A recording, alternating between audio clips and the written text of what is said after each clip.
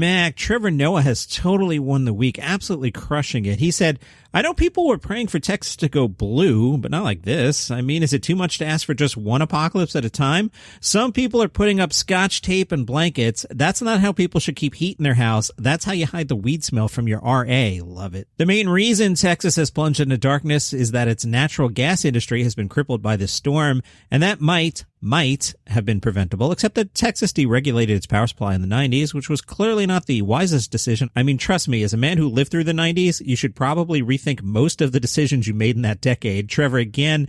And this just goes to show you can't put profits over quality and safety. Money's not worth a whole lot if you have to burn it to keep warm, Trevor. I mean, this is the state that prides itself on its oil and gas industry, and now that industry has failed spectacularly. This would be like Jason Momoa needing help opening a pickle jar, which is probably why state officials and their allies on cable news are working so hard to blame someone else. Kimmel chimed in. He said, Governor Abbott of Texas has been working hard to somehow push the blame to Democrats and the Green New Deal, which doesn't even exist yet. And Tucker Carlson is helping him out by blaming it on windmills.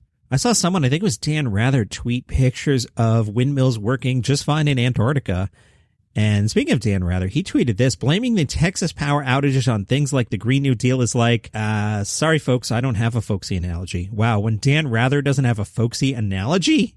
Yikes. Trevor Noah, these guys are so desperate to just let fossil fuels off the hook. They're blaming AOC and the Green New Deal, which by the way hasn't happened yet, for something that's happening in Texas right now. But it just shows you, no matter what happens, no matter how far removed she is from the problem, conservatives can and will always find a way to blame the boogeyman, AOC. Rick Perry could have broken his arm as a kid, and he would have blamed it on AOC. Dave Chappelle with a good one. He said, when I had the coronavirus, the overwhelming majority of people wished me well, but there was a faction of people, the cowards, who said, you see that, Dave Chappelle? That's why we stay inside where it's safe and we never try anything. Dave said, well, enjoy yourself, MFers, because I'm better now. Tony Woods spoke to Vulture, and he spoke about Dave Chappelle. You probably don't know Tony Woods, and I've been working comedy adjacent since 2004, and I barely know Tony Woods. But during Dave Chappelle's Mark Twain Prize acceptance speech, Dave Chappelle mentioned Tony Woods. Tony said, I felt like, did they just say my name? Because I heard my name. I just didn't hear it come out of Dave's mouth. I looked around real quick, and everybody's looking at me, and I'm looking at him, and I'm like, we didn't practice this. I was sitting up straight because I didn't know if I was supposed to stand up and take a bow. And I thought, wow, that was nice. But that's not going to be on the TV show. But it was. I was like, my man, honestly, it blew me away. Some comedians think that I'm bothered by Chappelle performing like me when they come to me and go, yeah, man, he's just being like you. He's just being you. And I'm like, okay, and he's doing well, right? They don't realize what they're doing is they're coming up to me and telling me how successful my son is. I'm like, okay, yeah, I feel good. I influenced him for whatever reason. But you have to be thankful, because I've been all over the world and I can still go to the grocery store. I can still walk to the grocery store. Tony Wood spoke about Def Comedy Jam with Vulture, and he said that show was very important because before that, stand-up comedy was you were already super, super famous and you had a big hour-long special. People didn't even think about the fact that there's other comedians out there working every night who do 10, 15 minutes in little bars and restaurants, comedians from all over the country with different angles, different perspectives. Most people couldn't get past the profanity. The older guy back in the DC scene said, no profanity. And I'm like, there's no other way to say, oh yeah, we got kicked the F out of your apartment today. I said, hey man, that's a profane lifestyle. You can't say, we've been evicted. That's BS. You can't serve chicken with no spice on it, baby. Probably sounded cooler when he said it. Tony also spoke about Hollywood executives not understanding his style. You'll come in there and they'll say, what's your pitch? And you say, I have an idea about a guy who has a magic teacup and he can do this and he can do that. And they go, that sounds great, but let's make the teacup a laptop.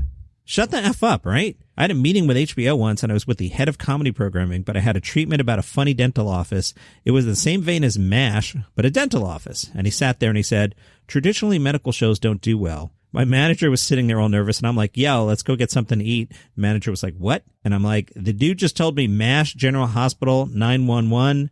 And I just went through the gamut of medical shows, and I said, so I don't know how he got his job. He must know somebody. Let's go get something to eat. The manager was all nervous, and I'm like, F this dude, man. I've been in my share of meetings like that, and yeah, bosses do have a way of coming in and messing things up. I remember when we hired Jim Brewer at Sirius, and I was his manager, he kept waiting for me to show my dark side. He would come up to me and be like, how come you haven't given me notes or you don't like tell me what to do or whatever? And I'm like, because you're funny and we hired you to be funny. And Jim was just amazed. And I'm like, you don't want notes from me. You don't want ratings. You don't want me telling you, hey, Jim, you need to break a little earlier so we can get the quarter-hour maintenance. Like, you don't need me doing that. So that was one of the things I think we did really well there back in the day at Serious Comedy of we brought in the comedians and let them do their thing. Nate Bargatze returns to Netflix next month. He's got a brand new stand-up special. It's called The Greatest Average American. It premieres Thursday, March 18th. Filmed outdoors, in case you're wondering, at Universal Studios in October 2020. George Lopez was on Kimmel about 3 weeks ago and told a story about stealing the headstone of comedian Freddie Prinze. If you're younger, Freddie Prinze starred in a show called Chico and the Man and was a superstar. Freddie died young, which is probably why you haven't heard of him. You may have heard of his son, Freddie Prinze Jr. But Lopez said, I stole his headstone, claiming he was resting his own head against the stone when he noticed it was loose. After some jiggling, the stone apparently broke, and Lopez took it home with him. As George tells the story, at first he felt quite guilty. Then he goes to the store. I assume this means the Comedy Store. I go to the store, and the Globe has a picture of his mom, and it says, grave robbers are trying to steal my son. Lopez says that he found out 25 years later that Freddie's widow knew he had the headstone and that she didn't mind. He also made up for the thievery by getting Freddie a star on the Hollywood Walk of Fame. From Vulture, Peacock's got some new comedies. Are you excited? The network announced it's picking up Untitled Craig Robinson Project.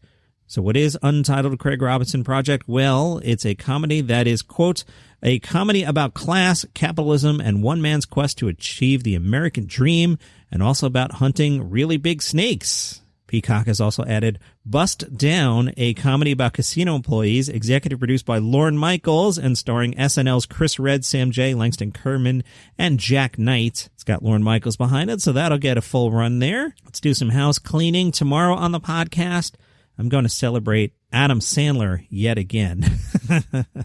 It's the 25th anniversary of Happy Gilmore, so the least I could do was talk about Adam Sandler. So that's half of tomorrow's episode. Not sure what I'm doing Sunday yet. I think Sunday will be a normal episode. But this reminds me, you hear me plugging buymeacoffee.com/dailycomedynews. So if you like what I do and you want to support the show, there are two ways. You could do a one-time donation. You click, say, the $5 thing, and then I'll take your $5 and I will buy one of these. This is an iced coffee with caramel and milk. Or if you want to be a, I don't know what the term is, subscriber, supporter, member of the show, and you can just sign up and, every month they'll send me $5, and I appreciate those of you who have done that. Now, when I get to 100 contributions, I'm going to do an entire episode where I only say nice things about Adam Sandler. You want to hear that. And for the people who support the show on Buy Me a Coffee, I've recorded an episode yesterday. So when I have free time, sometimes I'll just record extra episodes. This one is about all the animated spin-offs of sitcoms. So like The Brady Kids, The Partridge Family in Space, Laverne and Shirley in the Army, The Dukes cartoon. And I had a lot of fun recording it. I have no intentions of releasing that episode anytime soon. That's just, in case I want to travel one day or if I get sick someday in the future. But I'm trying to figure out, I want to release it as a, special gift to the Buy Me a Coffee crowd. I just have to figure out how to do that. So if you can't wait to hear me talk about the Brady Kids, and I know you can't, buymeacoffee.com/dailycomedynews. Follow the show on Spotify. Hey, let's see how many followers I'm up to. Let me look. 992, getting real close to 1,000 followers. So follow the show on Spotify if you don't already. Subscribe on Apple Podcasts or wherever you get your shows. And I'll see you tomorrow. We'll talk some Adam Sandler, baby. Oh, Instagram. That's what I meant to plug. Instagram, not Instagram.com. The Instagram page, Daily Comedy News. I think we know who's going to be comedy's top dog. Voting is now closed.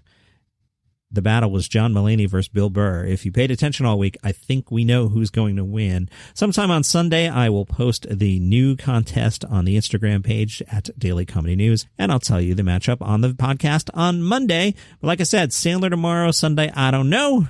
Enjoy your weekend. I hope you have power. I guess if you're listening to me, you have some kind of power. See you tomorrow.